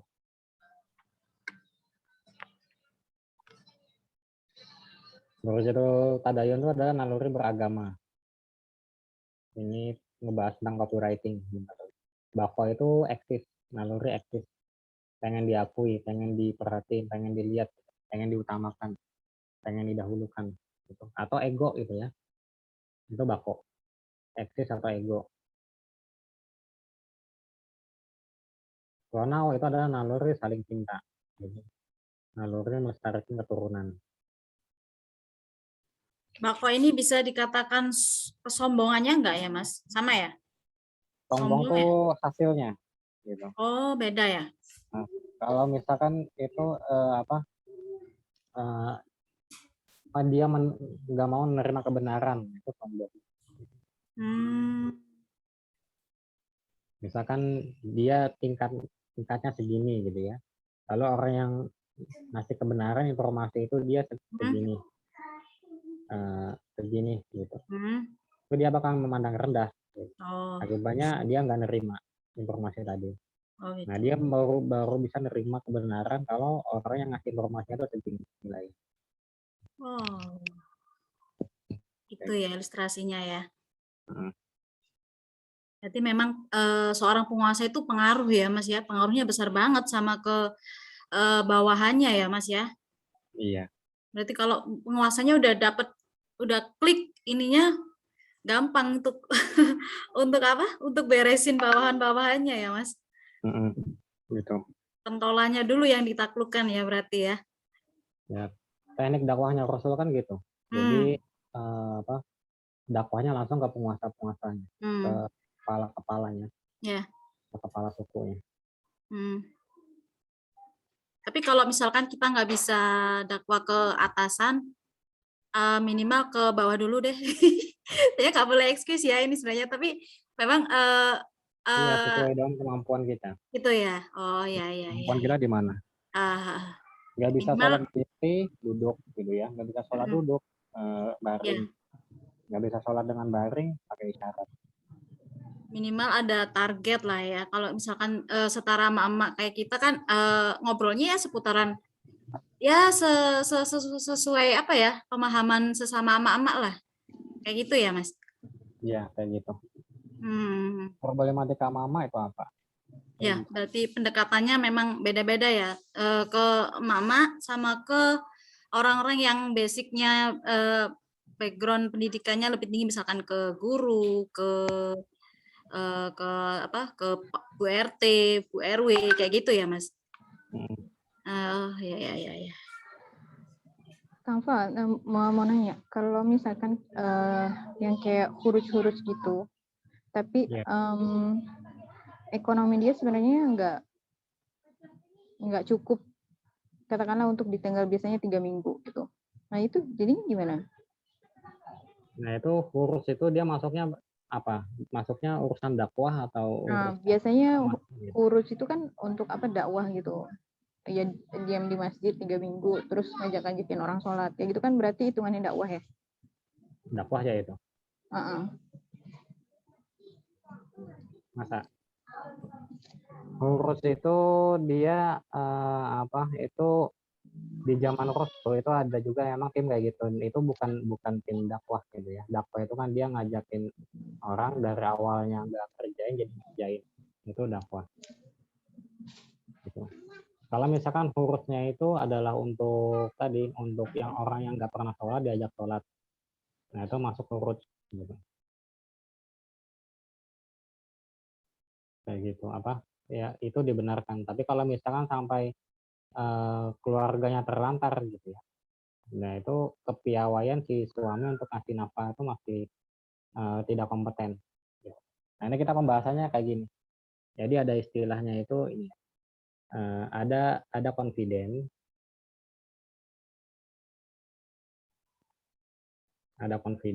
ada kompeten. Gitu.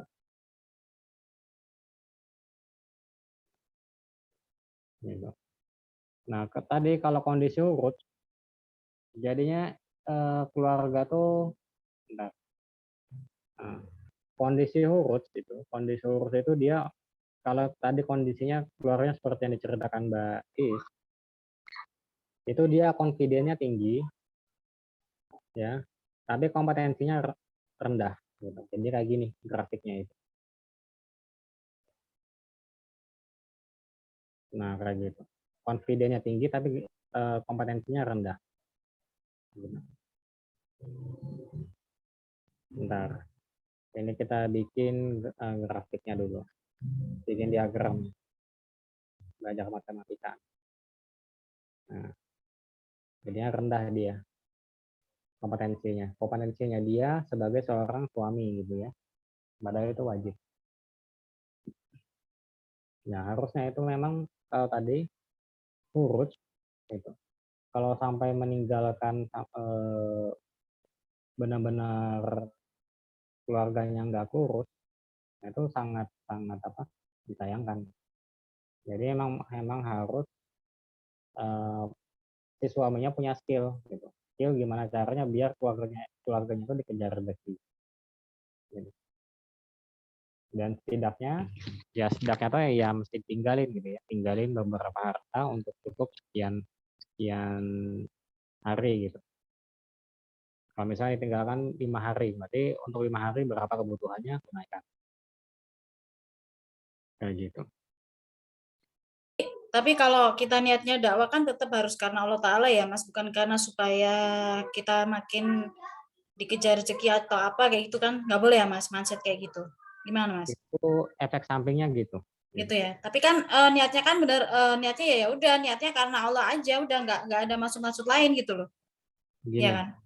jadi ada agama Islam itu kan ada ngatur 3 hal ya. Ngatur 3 hal, hablu minallah, hablu minanas, sama hablu minanas gitu ya. Urusan kepada Allah, urusan kepada pribadi, lalu urusan dengan sama manusia. Gitu. Nah, kalau urusan kepada Allah itu kita harus pakai niat. Niatnya itu lillahi ta'ala, karena Allah. Lalu urusan pribadi atau akhlak itu juga niatnya karena Allah.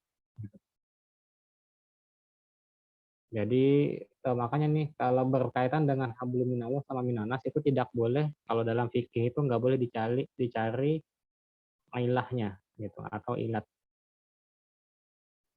hukumnya. Jadi harus kerjain semata-mata karena Allah, nggak boleh dicari manfaatnya.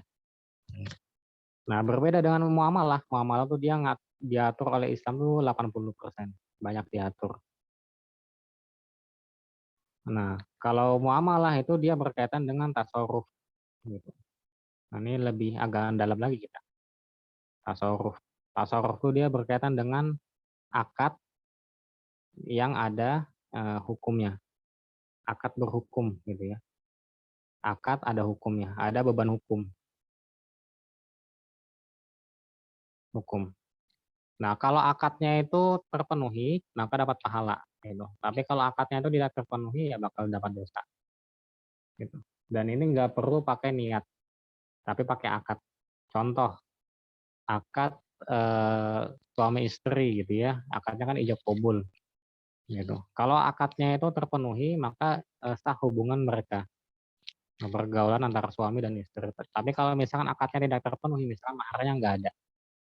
Nah, kalau maharnya nggak ada, maka itu semua kehidupannya dalam tempo waktu mereka bersama itu bakal dosa. Pergaulannya dosa, kalau ngasih nafkah dosa, kalau nggak punya anak, anaknya tuh anak hasil dosa, kayak gitu.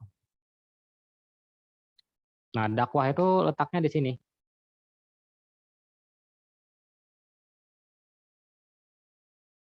Gitu. Kebanyakan di situ.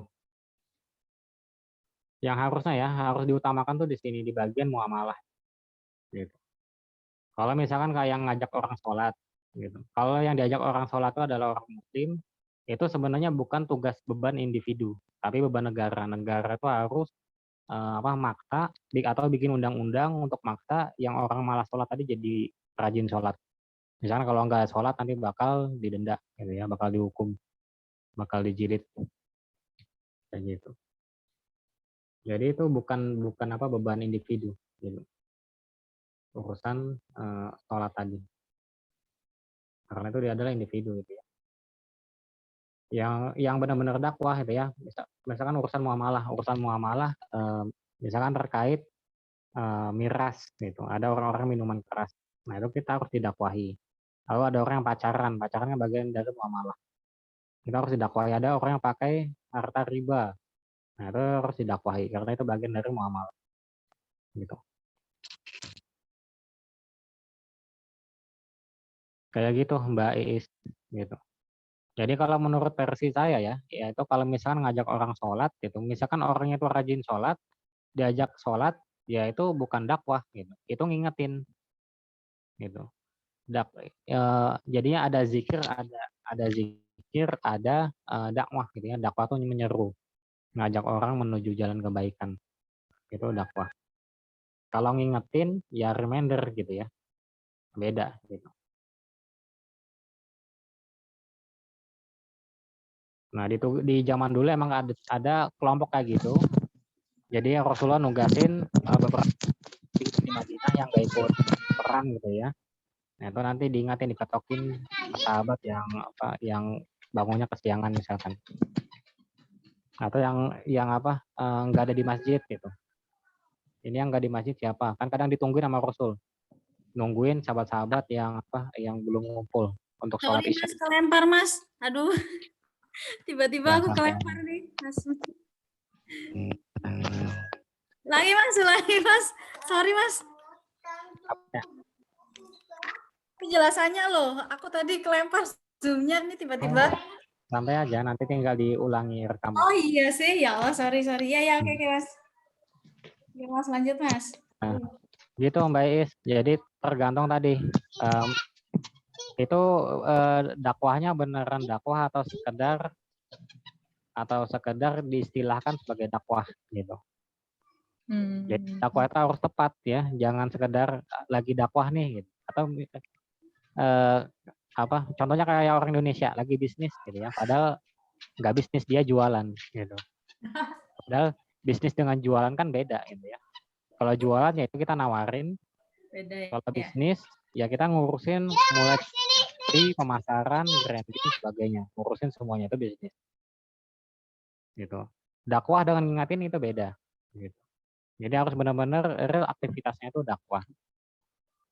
Dan sampai kepada tujuan dakwahnya itu. Tujuan dakwah itu adalah melanjutkan kehidupan Islam. Jadi kalau kehidupan Islam itu roboh, nggak bangkit gitu, umatnya banyak yang terpuruk, ya berarti tujuannya masih belum kecapai. Dan itu dibebankan oleh seluruh kaum muslimin, beban dakwahnya tadi. Jadi nggak sekedar sholat ya, yang lainnya juga ada itu. Narkoba banyak gitu ya. Di tempat saya ini penyebaran narkoba itu sangat, di Kalteng itu paling banyak itu kasus narkobanya di Sampit. Nah itu kalau misalkan hanya sekedar ngingetin muslim yang sholat, itu kurang efektif gitu. Kayak gitu. Jadi harus ngingetin yang pacaran itu gimana caranya biar stop gitu ya. Langsung nikah aja gitu. Yang jualan narkoba gimana biar itu di stop. Yang jualan miras tuh gimana biar di stop gitu. Nah itu banyak yang nggak fokus di situ. Kenapa banyak yang nggak fokus? Karena sulit gitu ya. Nanti bakal berurusan dengan mafia. Nanti bakal tiba-tiba tinggal nama, diculik gitu ya. Kayak gitu. Disekap, masukin dalam drum lalu dicor nama semen gitu. Dibuang ke laut. Kayak gitu. Yang simple, yang ngajak orang sholat, ngajak orang ngaji gitu. Nah, itu sebenarnya kalau versi saya itu bukan dakwah tapi ngingetin. Kayak gitu. Berarti kan monggo Pak, silakan. Terima kasih Mbak Vina. Kalau ini apa namanya? Kalau kita menunjukkan, misalkan katakanlah wakil rakyat gitu ya, dia mau berdakwah mungkin nggak tahu mau gimana, tapi cuma melalui akhlak dia, melalui adab dia dengan berusaha menepati janji, memberikan bantuan-bantuan kayak gitu, termasuk dakwah atau enggak? Itu bukan termasuk dakwah. Bukan, karena kan apa dia punya namanya itu namanya? Kekuatan apa? Bukan, dia punya masyarakatnya gitu loh. Apa sih namanya? Nggak tahu deh apa, pokoknya pemilih-pemilihnya dulu tuh kan majemuk, ada yang non muslim gitu. Non muslim dengan berbagai-bagai agama. Berarti bukan, nggak termasuk dakwah itu ya? Iya, bukan termasuk dakwah. Dakwah itu ada orang ajak orang hijrah, itu dakwah. Kalau orang yang didakwahin itu nggak hijrah, itu ya target dakwahnya nggak tercapai.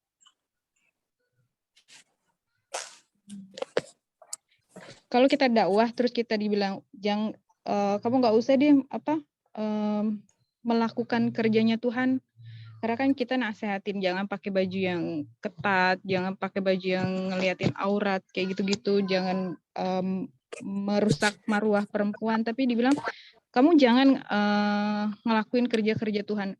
Terus gimana dong? Itu dakwah kan? Tapi itu dakwah. Nah itu tantangan dakwah tuh gitu. Jadi dakwah itu emang gak enak. Gitu. Dia bakal ditolak sama yang lain. Nah, itu berkaitan dengan dakwah itu ya, itu harus dicari prioritasnya. Prioritas dakwah itu mana dakwah, aktivitas dakwah yang dimana kalau itu dikerjakan, aktivitas-aktivitas lain yang harusnya nggak didakwah itu bisa, kita nggak perlu berdakwah juga. Gitu. Jadi harus berpikirnya secara mendalam. Nah itu di fikih aulawiyah di dalam. Gitu. Nah itu dakwah apa? Yang kalau dakwahnya itu kecapai targetnya, itu semuanya itu bakal selesai. Masalah narkoba gitu ya, masalah tadi, masalah miras itu, masalah riba itu, masalah apalagi ya macam-macam, gugurin kandungan gitu ya. Ya masalah-masalah masyarakat itu bisa selesai semuanya. Nah kan masalahnya banyak sekarang itu, yang nggak sholat gitu kan, diajak sholat pas mulai rajin sholatnya, kemudian pas nggak diingatin nggak sholat lagi. Nah itu kan jadinya dakwahnya sia-sia, nggak efektif. Nah itu kita mesti punya amalan dakwah di mana itu kalau kita kerjakan ya paling tidak minimal 1% kita nyumbang sih, 1% kita sumbang sih, itu bisa permasalahan dakwah yang lain yang ini masalah di masyarakat itu selesai semuanya. Nah itu perlu dicari dan itu perlu jadi fikih aulawiyah yang termasuk fardu kifayah yang mau kita perjuangkan. Gitu. Nah itu yang diperjuangkan para ulama sekarang. Dan memperjuangkannya mereka nggak bisa, kalau sekarang tuh mereka ya seperti yang dibilang sama Ustadz apa itu apa tuh yang di Jogja itu Salim Afi lah, beliau kita undang ke Sampit gitu ya, beliau udah ngobrol ya itu nggak bisa kita terang-terangan yang kayak gini karena musuh-musuh Islam itu udah memeta-metakan kita. Nah, berarti kadang kita pun masih samar tentang dakwah itu ya? Betul, kebanyakan tuh tadi salah paham berkaitan dengan dakwah. Jadi dikira itu dakwah, ternyata itu ngingetin. Gitu. Yang real dakwah itu bisa lihat sirah Rasulullah di fase dakwah di Mekah. Gitu. Nah, kebanyakan sekarang itu dakwahnya tuh versi di penduduk Madinah. Gitu. Dan itu cuma di penduduk Madinahnya aja, ngingetin orang sholat, yuk sholat. Nah, itu bukan dakwah sebenarnya ngingetin. Karena kan dulu nggak punya speaker kan di sana, Bilal azan itu jangkauannya kecil doang. Yang suku-suku Baduy yang di pinggiran nggak kedengeran, itu ada kelompok khusus yang ngingetin untuk sholat. Gitu. Jadi nerusin azannya Bilal. Udah waktunya sholat.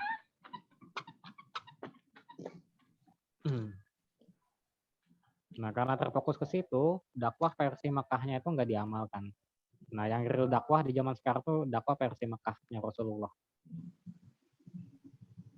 Berarti kita harus ketemu sama, maksudnya bukan ketemu, maksudnya kita gimana ya? Kalau Mekah tuh kan berarti kita dakwah ke yang bukan Muslim ya? Bukan. Dakwahnya itu lebih kepada dakwah Ghurzatul Fikriyah. Bukan kital. Okay. Jadi perangnya perang pemikiran. Kalau di Madinah itu ya, udah full. Di Madinah itu kan dia dakwahnya Ghazul Kital. Mereka dapat syariat jihad itu muncul ketika di Madinah. Tapi ketika di Mekah itu nggak ada syariat jihad. Gitu. Meskipun kaum muslimin disiksa itu nggak disuruh Rasul untuk ngebalas, diam aja. Gitu. Sabar gitu ya. Nah itu dakwahnya tuh versi dakwah Ghazul Fikriyah gitu, perang pemikiran, perang akidah. Nah yang sekarang itu seperti itu. Gitu. Sekarang itu akidah kita tuh diobok-obok oleh musuh-musuh Islam. Dan kiranya fokus ke dakwah versi Madinah. Dan itu pun di kota Madinahnya, gitu, nggak dakwah fokus keluar. Nggak bisa juga kita dakwah fokus keluar gitu ya. Misalkan nolong Palestina dalam bentuk kekuatan, nggak bisa kita. Bisanya pakai harta aja. Nyalurin bantuan. Berarti Mekah itu bukan berarti kita dakwah cuman ke non-muslim, tapi lebih ke pemikiran gitu ya? Betul. Oke. Orang-orang Mekah itu sebenarnya orang-orang Islam. Bahkan orang-orang Mekah itu lebih Islami dari orang-orang Islam sekarang. Contoh ya, orang-orang Mekah sebelum Rasulullah itu diutus jadi Rasul, itu mereka itu ketika Ka'bah itu rusak, mau direnovasi, itu mereka semuanya patungan. Yuk, semuanya patungan. Kita ngebagi Ka'bah nih. Tapi jangan pakai uang riba. Yang pakai uang riba bakal dibully gitu. Kata mereka gitu. Sejahil-jahilnya mereka dalam urusan ngasih ke Allah gitu ya, ke Baitullah itu nggak pakai uang riba. Beda kayak sekarang. Uang riba disumbangin ke masjid. Terus ada lagi kan, kalau orang jahiliyah dulu, anak perempuan itu hanya dibunuh ketika dia udah lahir, ketahuan dia perempuan. Kalau zaman sekarang belum lahir aja tuh udah dibunuh, mau dia laki-laki ataupun perempuan, pakai aborsi. Kayak gitu. Oke, udah paham. Ya, di zamannya jahiliyah itu mereka nggak mengakui semua agama itu sama. Gitu. Betul. Tapi di zaman sekarang mengakui semua agama itu sama. Itu lebih jahil lagi daripada orang jahiliyah. Nah itu jadinya dakwah itu lebih kepada dakwah pemikiran. Gitu. Itu yang lebih efektif. Karena pemikiran itu lebih luar biasa. Nah itu ya. Berarti orang-orang jahiliyah itu jauh lebih cerdas ya Mas ya. Mereka aja percaya bahwa agama itu nggak semua agama itu benar. Tapi anehnya hari ini orang-orang tambah cerdas, tambah pinter, tambah tinggi ininya pangkatnya, ngomongnya malah kayak orang jahiliyah. Lebih rendah dari orang jahiliyah. Iya, makanya aneh aja gitu loh. Maksudnya kok kita sekarang tuh lebih berat dakwah kita. Karena kalau banyak kaum yang nggak paham. Kalau yang kilometer 50 itu termasuk ini nggak Mas? Resiko dakwah zaman sekarang nggak Mas? Kalau yang peristiwa kilometer 50 itu Mas, yang sampai sekarang masih belum tuntas dan belum tahu siapa pelakunya itu.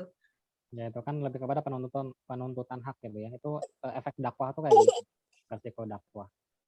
Nah itu mereka dapat kemuliaan gitu ya. Itu lebih kepada efeknya. Gitu. Nah itu ya. Nanti kayaknya masih belum tuntas deh. Nanti kita sambung lagi. Karena tempat saya udah maghrib gitu ternyata. Nanti kita sambung lagi kapan-kapan insya Allah. Dan kita bahas lebih mendalam lagi tentang terkait kasus-kasusnya ya.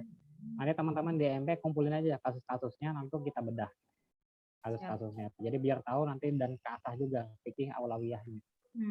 Dan nanti kita bahas fikih-fikih yang lain. Tadi ada fikih wat'i gitu ya. Nanti kita bahas tahap yang lainnya. Nah itu aja dari saya, kurang lebihnya minta maaf. Kita akhiri dengan partai kali dan dua partai lagi. Astagfirullahaladzim. Subhanakallahumma wa bihamdika asyhadu an la ilaha illa anta astaghfiruka wa atubu ilaik. Terima kasih Mas Pak.